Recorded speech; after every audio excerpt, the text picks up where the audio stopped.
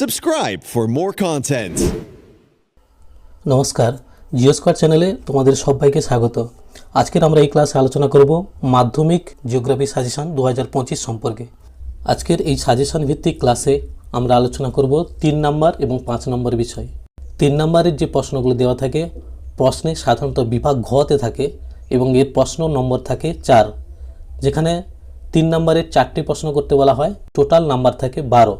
ঠিক একইভাবে বিভাগ ওতে 5-এর দাগে প্রশ্ন নম্বর 5-এ থাকে 5 নম্বরের প্রশ্নগুলো। এর মধ্যে 5.1-এ থাকে প্রাকৃতিক ভূগোল থেকে 4টি প্রশ্ন দেওয়া থাকবে, করতে হবে 2টি। আবার একইভাবে 5.2-তে আঞ্চলিক এবং অর্থনৈতিক ভূগোল থেকে 4টি প্রশ্ন দেওয়া থাকবে, করতে হবে 2টি। টোটাল 4টি 5 নম্বর প্রশ্ন, টোটাল মার্কস। প্রথম অধ্যায় বহির্জাত প্রক্রিয়া ও সৃষ্ট ভূমিরূপ।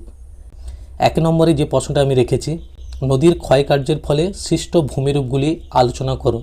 2 নম্বর, হিমবাহের ক্ষয়কার্যের ফলে সৃষ্ট ভূমিরূপগুলি আলোচনা করো। 3 নম্বর, বায়ু ও জলধারার কার্যের ফলে সৃষ্ট ভূমিরূপগুলি আলোচনা করো। দ্বিতীয় অধ্যায় অর্থাৎ বায়ুমণ্ডল থেকে যে সম্ভাব্য প্রশ্নগুলি হয়, 1 ভারতের জলবায়ুর প্রধান নিয়ন্ত্রকগুলি আলোচনা করো। 2 নম্বরে যে প্রশ্নটা আমি রেখেছি, ভারতের জলবায়ুর উপর মৌসুমী বায়ুর প্রভাব আলোচনা করো।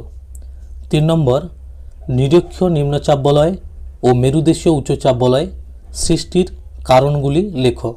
এখানে বলে রাখি এই 3টি প্রশ্নই কিন্তু খুবই ইম্পর্ট্যান্ট। নেক্সট, তৃতীয় অধ্যায় বায়ুমণ্ডল থেকে যে সম্ভাব্য প্রশ্নগুলি হয়, 1 জোয়ার ভাটা সৃষ্টির কারণগুলি উল্লেখ করো।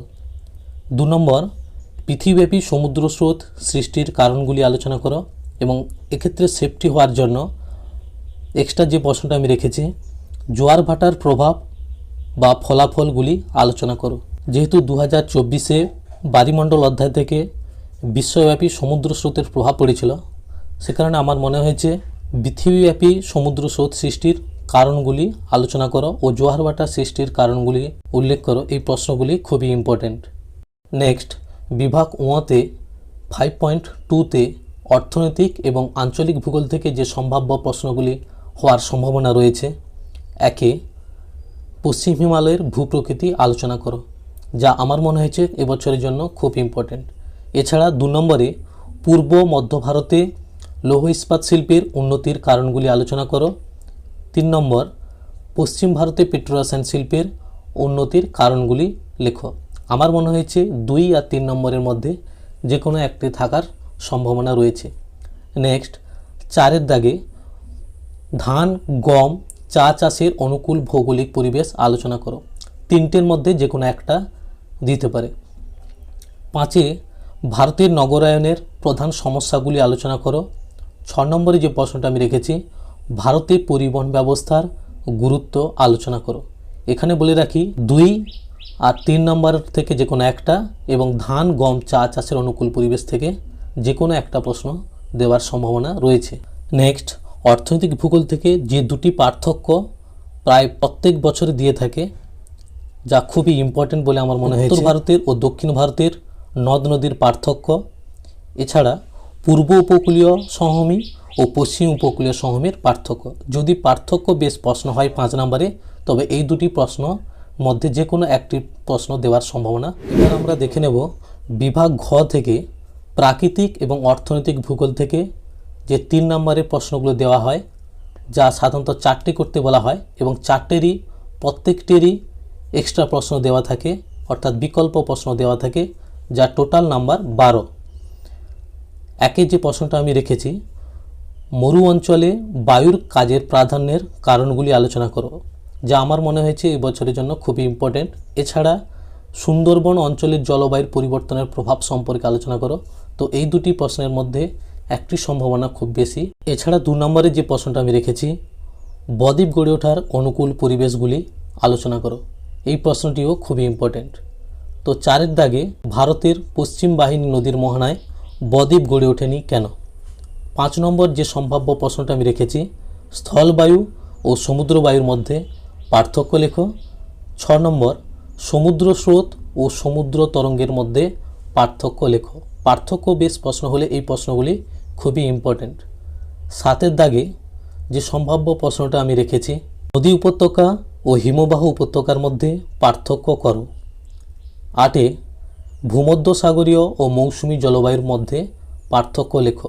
এখানে বলে রাখি, সামনের বছর অর্থাৎ 2024 সালে যে প্রশ্নটা পড়েছিল, ভূমধ্যসাগরীয় জলবায়ুর বৈশিষ্ট্য লিখতে বলা হয়েছিল, যে কারণে আমার মনে হয়েছে ভূমধ্যসাগরীয় ও মৌসুমী জলবায়ুর পার্থক্য লেখো।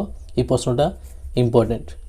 তো নেক্সট যে প্রশ্নটা আমি রেখেছি 9 নম্বরে, ভারতের তথ্য প্রযুক্তি শিল্পের উন্নতির কারণগুলি উল্লেখ করো। নেক্সট 10 নম্বর, ভারতীয় কৃষিতে জলসেচের প্রয়োজনীয়তা লেখো। এই প্রশ্নটিও খুবই ইম্পর্টেন্ট রয়েছে। নেক্সট প্রশ্ন, আধুনিক যোগাযোগ ব্যবস্থা বলতে কী বোঝো?